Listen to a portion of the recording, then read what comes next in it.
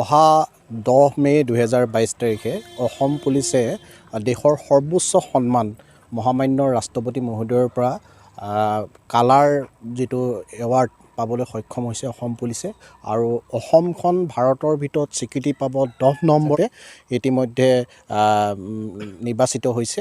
যিহেতু ইয়াৰ আগত মাত্ৰ দেশৰ 9খন ৰাজ্যইহে এই সন্মান লাভ কৰিবলৈ সক্ষম হৈছে। সেই হিচাপে আমি অসম পুলিচৰ বিষয়া হিচাপে যথেষ্ট গৌৰৱান্বিত হৈছোঁ আৰু জনসাধাৰণৰ সহযোগত অসম পুলিচে বিগত কালছোৱাত বিশেষভাৱে এক অৱদান আগবঢ়াবলৈ সক্ষম হৈছে। সমাজত বিভিন্ন দুষ্কাৰ্য দুৰ্নীতিমূলক আদি বিষয়বস্তুৰ বিৰুদ্ধে এক বিশেষভাৱে অভিযান চলাই এক বিশেষভাৱে সমাজখনত যি অশৃংখল পৰিৱেশ আছিলে অশৃংখল পৰিৱেশৰ পৰিৱৰ্তে এক শান্তিময় পৰিৱেশলৈ বৰ্তমান অসমখন আনিবলৈ সক্ষম হৈছে।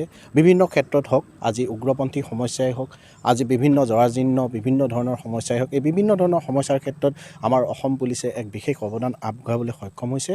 আৰু গতিকে এই যি কাৰ্যকলাপ এই কাৰ্যকলাপ বিগত কালত যিসকল আমাৰ বিষয়ববীয়া পুলিচৰ আৰম্ভণিৰ পৰা হোমগাৰ্ডৰ পৰা আৰম্ভ কৰি আপ টু হাইষ্ট লেভেললৈকে যিখিনি পুলিচ বিষয়া আছে তেওঁলোকক আমি কেতিয়াও নুই কৰিব নোৱাৰোঁ। বহু সংখ্যক লোকে যথেষ্ট ইয়াত কৃতজ্ঞতা আছে।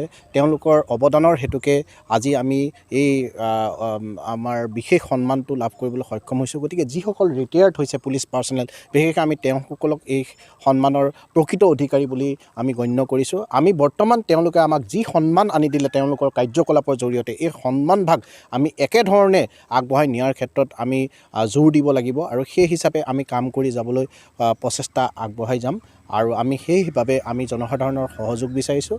আৰু অহা 10 মে 2022 তাৰিখে গুৱাহাটী নেহৰু ষ্টেডিয়ামত যি বিশেষ এই কালাৰ সন্মান মহামান্য ৰাষ্ট্ৰপতি মহোদয়ৰ পৰা লাভ কৰিবলৈ আগবাঢ়িছে, গতিকে তাৰ সাফল্যমণ্ডিত হোৱাৰ হেতুকে আমি এই আজি যিটো ৰাইট অফ প্ৰাইড যিটো আমাৰ অনুষ্ঠান আমি গুৰেশ্বৰ থানাৰ ফালৰ পৰা আমি এইটো কণ্ডাক্ট কৰিছোঁ। ইয়াত আমাৰ গুৰেশ্বৰ থানাৰ বিষয়ববীয়া লগতেই আমাৰ চোৱাগপুৰ আউটপোষ্টৰ বিষয়ববীয়া লগতে আমাৰ VDPৰ সকলো বিষয়ববীয়া ইয়াত অন্তৰ্ভুক্ত হৈছে আৰু আপোনালোকে মিডিয়া পাৰ্চনেও ইয়াত যথেষ্ট সহায় সহযোগ কৰিছে। গতিকে সকলোলৈকে মই কৃতজ্ঞতা জ্ঞাপন কৰিছোঁ আৰু সকলোকে মই অনুৰোধ জনাইছোঁ অহা 10 মে 2022 তাৰিখে আমাৰ যি অনুষ্ঠান গুৱাহাটী নেহৰু ষ্টেডিয়ামত হ'বলৈ গৈ আছে সেই অনুষ্ঠানত যাতে আপোনালোকে অকণমান সময় উলিয়াই সেই অনুষ্ঠানত উপবিষ্ট হ'বলৈ যত্ন কৰে আৰু আমাৰ এই অসম পুলিচৰ যি সৰ্বোচ্চ সন্মান আমি লাভ কৰিছোঁ এই গৌৰৱময় মুহূৰ্তৰ যেন আপোনালোকৰ সাক্ষী হয়।